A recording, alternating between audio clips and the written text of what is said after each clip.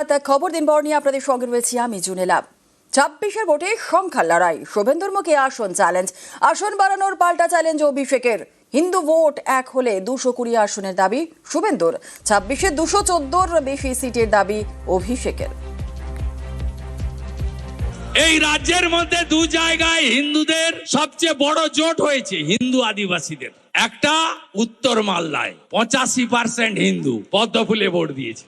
যদি গোটা রাজ্যে উত্তর মালদাকে দেখে সনাতনীরা একটু এগিয়ে আসে না, 200 নয় 220টা সিটে বিজেপি জিতবে। আর একটা জায়গায় একজোট হয়েছিল হিন্দুরা 2021-এ নন্দীগ্রামে 65% এক হয়েছিল। প্রথমবার আমি 2000 ভোটে জিতেছিলাম। আর 3 মাস পরের ভোটে ওখানেও উত্তর মালদার মতো 85% হিন্দু পদ্মফুলে ভোট দেবে এবং বিজেপি যাকে দাঁড় করাবে তিনি 20,000 ভোটে জিতবেন। তৃণমূল কংগ্রেসের আসন সংখ্যা এবং ভোট শতাংশ 2021-এর নিরিখে 26-এ বাড়বে। 2021-এ তৃণমূল জিতেছিল 214, এবার একটা হলেও আসন বাড়বে। আপনাদের কথা দিতে হবে সেই একটা আসন যেন এই দক্ষিণ 24 পরগনা থেকে হয়। এবার ভাঙড় তৃণমূল কংগ্রেসকে জিততে হবে, 31-এ 31 দক্ষিণ 24 পরগনা করতে হবে। তার জন্য আমাদের যত পরিশ্রম করার করতে হবে, মানুষকে সাথে নিয়ে সংঘবদ্ধভাবে লড়তে হবে।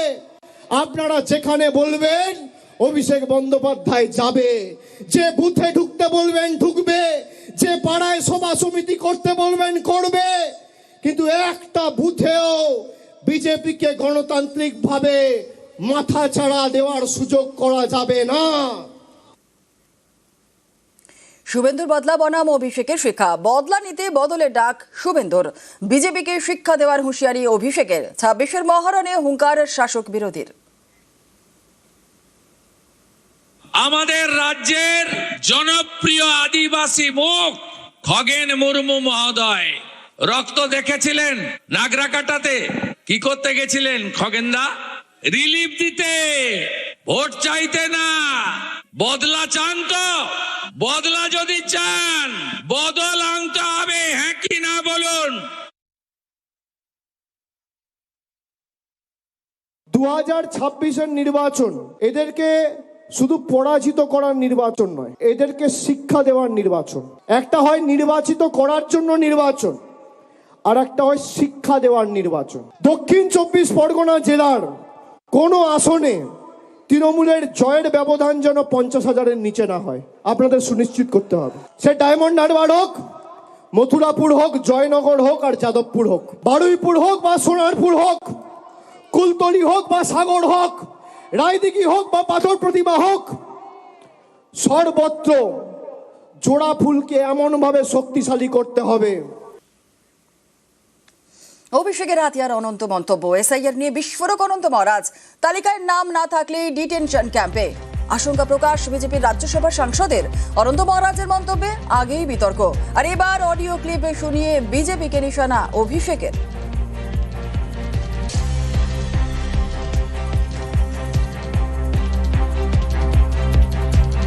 অনন্ত মহারাজ দেশের প্রধানমন্ত্রীকে পাকিস্তানি বলছে, আমি বলছি না। কে বলছে? বিজেপির সাংসদ বলছে, শুনবেন।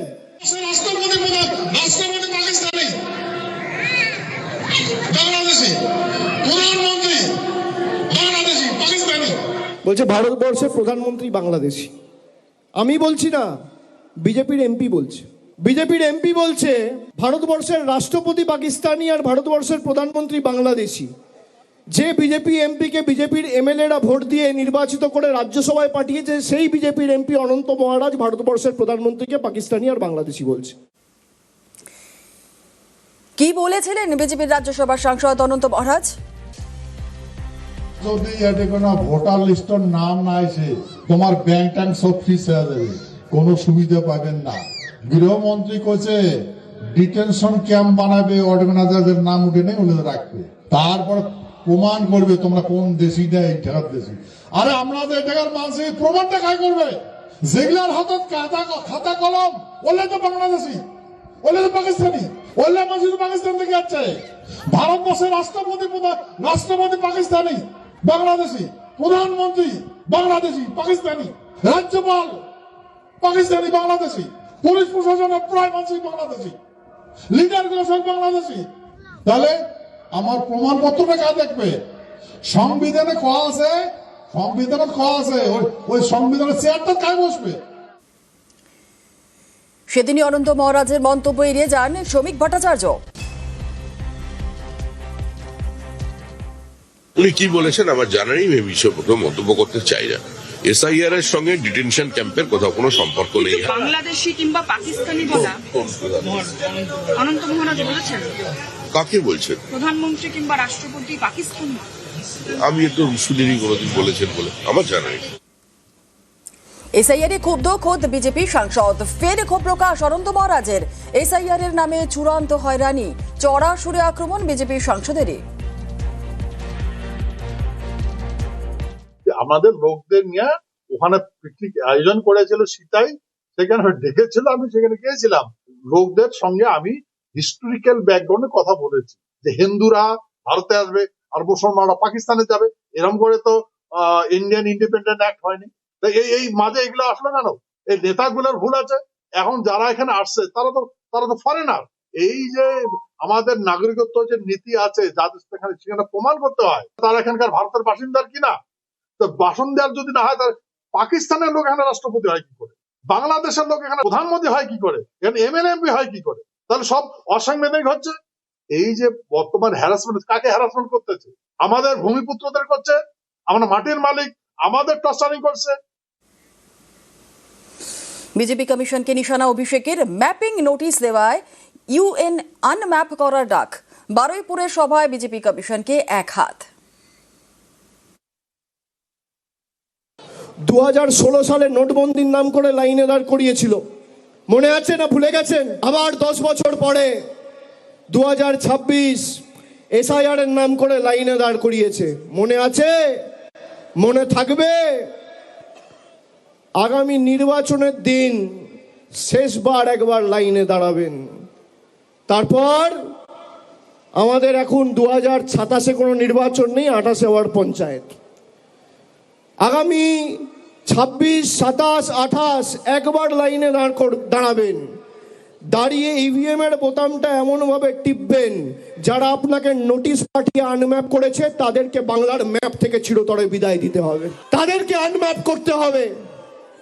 আনম্যাপ 85 জন আত্মহত্যা করার চেষ্টা করেছে, তার মধ্যে প্রায় 50-51 জন সাধারণ মানুষ আর 30 জন, প্রায় 30-35 জন বিএলও। তার মধ্যে প্রায় 56 জন মারা গেছে 2 মাসে। 56টা তর তাজা প্রাণ চলে গেছে। কি মায়েরা জবাব দেবেন না? দেবেন না? দেবেন না? মৌলিক অধিকার ছিনিয়ে নিতে এসআইআর, জনগণ জবাব দিতে ভোট বাক্স করবে। এসআইআর হিয়ারিং এ নিয়েই চড়া সুর অভিষেকের। আমরা এদেরকে বাংলা বিরোধী বলেছিলাম। শুধুমাত্র বাংলার প্রকল্প নয়, বাংলার রাস্তা, বাংলার বাড়ি, গরিব মানুষের 100 দিনের পারিশ্রমিক, 100 দিনের কাজের বরাদ্দই বন্ধ নয়। মানুষকে ভাতে মারতে চেয়েছে এই বিজেপির নরেন্দ্র মোদীর সরকার। তাই আজকে শুধুমাত্র এরা বাংলার প্রকল্পের টাকা বন্ধ করেই শান্ত নয়, বাংলার গরিব মানুষকে তার মৌলিক অধিকার থেকে বঞ্চিত করতে এসআইআর নিয়ে এসছে। এরা নিয়ে এসছে এসআইআর, আর মানুষ গণতান্ত্রিকভাবে ভোটের বাক্সে জবাব দিয়ে করবে এদের বিরুদ্ধে এফআইআর। জীবিত হয়েও খসড়ায় মৃত 3 জনকে নিয়ে র্যাম্পে হাঁটলেন অভিষেক। মেটিয়াবুরুজ কাকদ্বীপের 3 জনকে নিয়ে র্যাম্পে অভিষেক। বারুইপুরের সভায় কমিশনকে তীব্র আক্রমণ অভিষেকের।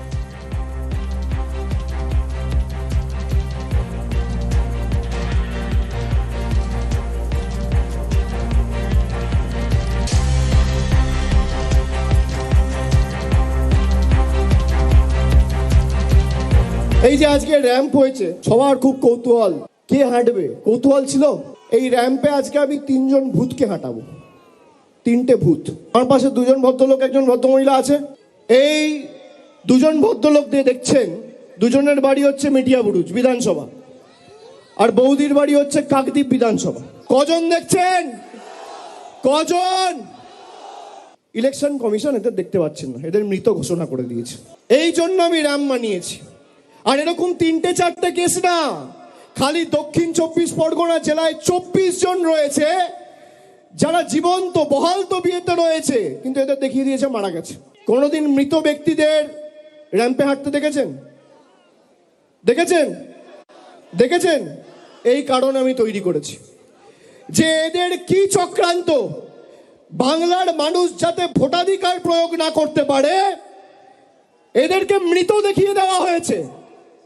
আরে আমরা যতদিন আছি একটা মানুষের মৌলিক অধিকার আমরা যেতে দেবো না। দিল্লি আগামী দিন তৃণমূল যাবে, বিজেপির দালালরা তৈরি থাকো, ভ্যানিশ কুমার তৈরি থাকো, তৃণমূল দিল্লিতে যাবে। র্যাম্পে হাঁটতে বাধ্য করেছে বিজেপি, যাওয়ার আগে হাঁটতে হবে, অভিষেককে পাল্টা কটাক্ষ শ্রমিকের। নিঃসন্দেহে একটা সৃজনশীল ব্যাপার, এটা তো আনন্দের বিষয়। তৃণমূলকে বিজেপি র্যাম্পে হাঁটিয়ে ছাড়ছে, আরো কোথায় কোথায় ভবিষ্যতে আমরা হাঁটাবো খালি আপনি দেখতে থাকুন। এর আগে র্যাম্পে হাঁটতে হাঁটতে ক্যান্ডিডেট ছেড়ে দিয়েছিলেন, এবার র্যাম্পে হাঁটছেন, তারপরে আবার কোন রাস্তায় হাঁটবেন দেখুন। তবে হাঁটাবো আমরাই, ভাঙবো, গড়বো, নড়বো, যা কিছু হওয়ার সেটা বিজেপির মাধ্যমেই হবে। যাওয়ার আগে মানুষ একটু হাঁটে।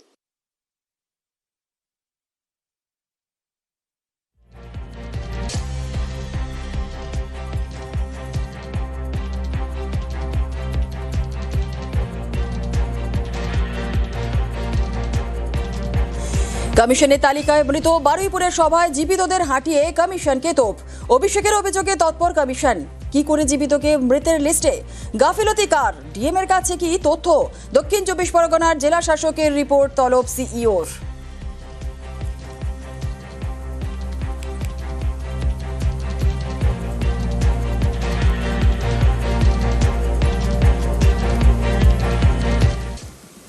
কমে গেল ভোটের তালিকায় ত্রুটির সংখ্যা। 1,34,00,000 থেকে কমে হলো 94,47,000। বিএলও অ্যাপে সংশোধনে কমলো লজিক্যাল ডিসক্রিপেন্স। আনম্যাপ ভোটারদের পর তথ্যে গড়মিলে শুনানি। প্রথমে একই নামে 6 জনের বেশি ভোটার ম্যাপিং থাকলে শুনানি 24 লক্ষ ভোটারের খসড়া তালিকায় নামে গড়মিল। আনম্যাপ ভোটারদের শুনানির পরই নাম গড়মিলে শুনানি।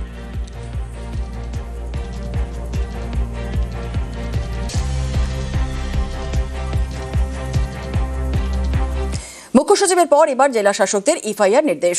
2 ইআরও ও 2 এইআরওর বিরুদ্ধে এফআইআর এর নির্দেশ কমিশনের। 4 আধিকারিক ও 1 কর্মীর বিরুদ্ধে এফআইআর এর নির্দেশ। পূর্ব মেদিনীপুর ও দক্ষিণ 24 পরগনায় ডিএমকে নির্দেশ। ভোটার তালিকায় ভুয়ো ভোটারে গাফিলতির অভিযোগ।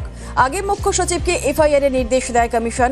পদ থেকে সরানো হলেও এখনো এফআইআর করা হয়নি। আর এবার সরাসরি জেলা শাসকদের এফআইআর নির্দেশ কমিশনের।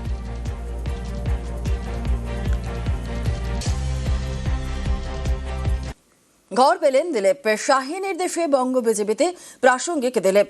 মুরলীধর লেনের অফিসেই বন্ধ হয় দিলীপের ঘর। আর এবার সল্টলেকের নতুন অফিসে দিলীপের ঘর।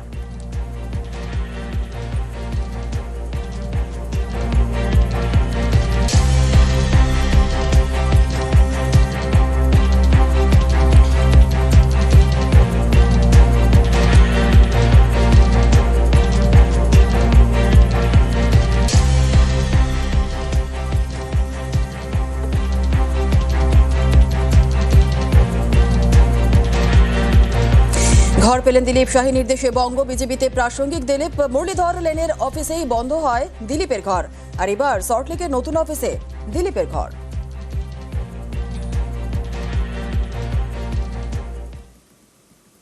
গ্রেফতার এগরার পুরপ্রধান স্বপন নায়েক। দুর্নীতির অভিযোগে গ্রেফতার পুরপ্রধান। কলকাতা থেকে গ্রেফতার এগরার পুরপ্রধান। গ্রেফতার এগরার পুরপ্রধান স্বপন নায়েক। দুর্নীতির অভিযোগে গ্রেফতার পুরপ্রধান। কলকাতা থেকে গ্রেফতার এগরার পুরপ্রধান।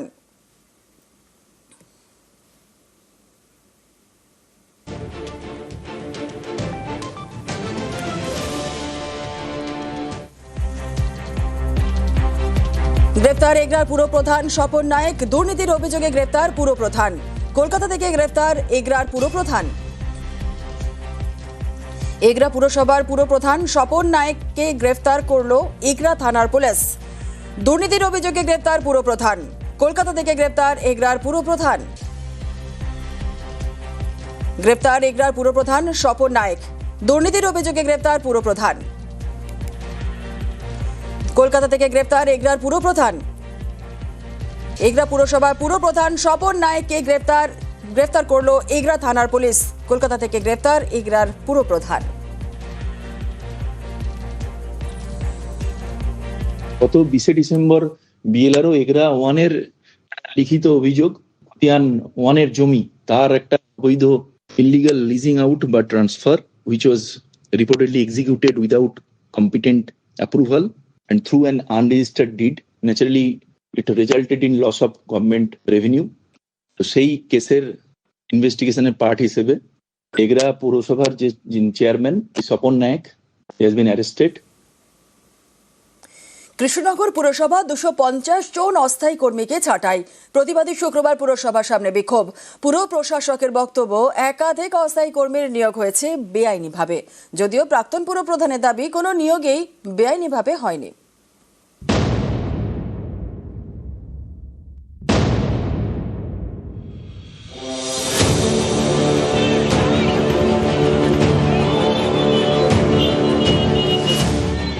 আমাদের যে কনজারভেন্সি ডিপার্টমেন্ট তাদের কোনো রকম চিঠি বা নোটিশ না দিয়ে বসিয়েছে। শুধু দীর্ঘদিন ধরে কাজ করে পৌরসভায় 30 বছর, 32 বছর, 28 বছর, 25 বছর এদের ইপিএফ কাটে। আমাদের পুনর্বহাল করতে হবে। আমাদের কি কারণে বসানো হলো? আমরা দীর্ঘদিনের পুরনো কর্মী, অস্থায়ী পুরনো কর্মী। নদিয়ার কৃষ্ণনগর পুরসভা গত অক্টোবরে পুর বোর্ড ভেঙে দেওয়া হয়। পুরসভার দায়িত্ব এখন কৃষ্ণনগরের মহকুমা শাসকের হাতে। দায়িত্ব পাওয়ার পরেই কর্মী ছাঁটাই শুরু। অভিযোগ, বেআইনিভাবে একাধিক অস্থায়ী কর্মী নিয়োগ করা হয়েছে। পুর প্রশাসক জানিয়েছেন, 31 ডিসেম্বর 250 জন অস্থায়ী কর্মীকে ছাঁটাই করা হয়েছে। প্রত্যেকেরই নিয়োগ হয়েছিল বেআইনিভাবে, সংশ্লিষ্ট দপ্তরের অনুমতি না নিয়ে। যথেষ্ট পরিমাণে পার্মানেন্ট স্টাফ আছে। কোনো কাগজে কোনো এনগেজমেন্ট কিছু নেই। ইউডিএমএ ডিপার্টমেন্টের একটা পরিষ্কার নির্দেশ আছে যে ফিনান্স ডিপার্টমেন্ট বা ইউডিএমএ ডিপার্টমেন্টের পারমিশন ছাড়া লোক নেওয়ার কথা নয়। প্লাস হচ্ছে এই যে অতিরিক্ত লোক আছে সবটা দিয়েই কিন্তু অর্ডার পাস করে তাদেরকে জানানো হয়েছে। নেওয়াটাই যেখানে বৈধ নয় সেখানে আর আমি আলাদা করে অবৈধ করে কি ছাঁটাই করব বা বাদ দেবো বা 25টি ওয়ার্ড নিয়ে কৃষ্ণনগর শহর। এই পুরসভায় স্থায়ী কর্মী 291 জন, অস্থায়ী কর্মীর সংখ্যা 1326। স্থায়ী এবং অস্থায়ী কর্মী মিলিয়ে বেতন দিতে হয় মাসে 1,36,00,000 টাকা। পুর প্রশাসকের বক্তব্য, বেআইনিভাবে কর্মী নিয়োগের কারণে পুরসভার খরচ বেড়েছে। 25টা ওয়ার্ডের জন্য 1200 জন মানে প্রায় গড়ে হচ্ছে 48 জন পার ওয়ার্ড। এত মানুষ অতিরিক্ত প্রয়োজন নেই। এতজনকে নেওয়া হয়েছে কেন, কিভাবে, কোন পদ্ধতিতে বা কোনো কাগজ কিচ্ছু না দেখিয়ে শুধু নেওয়া হয়েছে। রেভিনিউ কালেকশন সেই অর্থে হয়নি। ইউডিএমএ ডিপার্টমেন্টের একটা পরিষ্কার নির্দেশ আছে যে ফিনান্স ডিপার্টমেন্ট বা ইউডিএমএ ডিপার্টমেন্টের পারমিশন ছাড়া লোক নেওয়ার কথা নয়। মানে নেওয়াটাই যেখানে বৈধ নয়। সাহেব বেআইনিভাবে করেছেন, ম্যাডাম নোটিশ দিয়ে ছাঁটাই করতে হবে। উনি যেটা করেছেন সম্পূর্ণ বেআইনিভাবে করেছেন। কোনো নিয়োগই বেআইনিভাবে হয়নি। নিয়োগ বেআইনিভাবে হলে আমাদের ওপর থেকে চিঠি আসতো, তাহলে আমাদের দপ্তর থেকে চিঠি দিয়ে আনত এদেরকে বসিয়ে দেওয়া হোক। নদিয়ার কৃষ্ণনগর থেকে সমীর রুদ্র, নিউজ 18 বাংলা।